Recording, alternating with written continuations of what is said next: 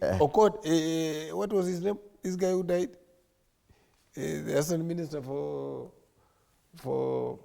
Internal Security, Ochode, including Ochode. Okay. He went and so allow me to, he has called me a child who went with the mother when they divorced. In the light touch. Of course, yes. I want to tell.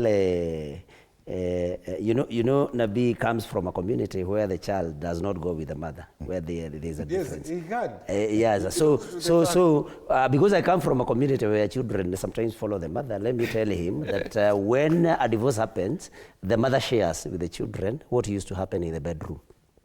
So we are aware, and Rigiji has said many things about what used to happen in the bedroom. He was told to lie, he was told to invite Hemedi, he refused, he was told to of course, do dirty things, he refused, and those are the problems that were happening in that particular bedroom. But I want to remind Nabi that I did not talk only of Rigiji. I mentioned very many other people, but of course it suits the argument. It suits the argument of ODM that it is only Rigiji who has a problem with Ruto. I gave a list of many other people who helped Ruto and whom he threw out. So it's not just about Rigiji. And I was waiting for him to comment on a person who is thankless and a person who kicks out all his supporters once he gets to office. Nabi avoided that completely. No, please, it's my time. Let me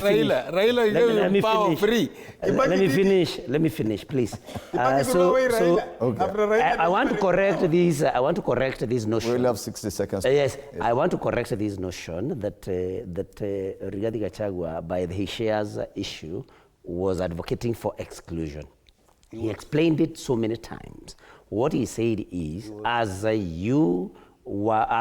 the president gives positions, that he should first consider those who believed in his manifesto and who believed in him, and the others then be taken on board. Nobody can, in this country, talk about excluding others because, we are one country. And finally, we need to think about this inclusivity.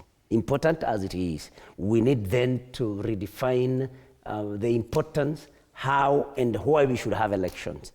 Because if after elections, then of course we have number two coming on board and forming government, then we need to make it a policy so that we say that number two, for example, will be the one who will take up the position, for example, of deputy president, so that then we have a policy. Otherwise, as it is, the many handshakes that we have seen happening have been illegitimate, and although they have helped heal the country in some instances. And still, I want to thank Raila for what he has. He has been a nationalist, by the way. He has always stepped in to save a country where the country seemed to be in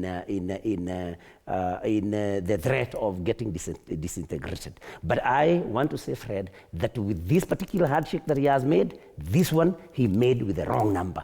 Ruto is the wrong number, and this Ruto will be Raila's Waterloo in the fullness of time. And I know I'll be vindicated with time. Thank you very much, Joe Nyutu, Senator Muranga, and Nabina Bwera, MP Lugari. You have not given me closing remarks.